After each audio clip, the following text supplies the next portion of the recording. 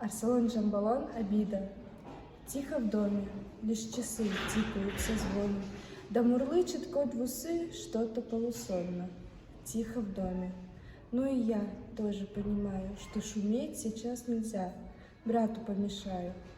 Он над книгами сидит, у него экзамен, на меня порой глядит строгими глазами.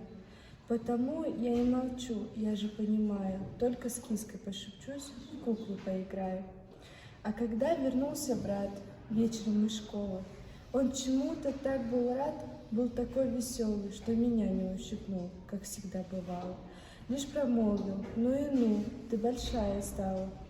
А когда вернулась мать, он хвалился маме, что сегодня сдал на 5 первый свой экзамен. И, наверное, от того, лишь по той причине поздравляли все его, звали молодчиной. Только очень-очень вдруг стало мне обидно, почему моих заслуг никому не видно. Я же брату моему тоже помогала. Он учил, а я ему в этом не мешала.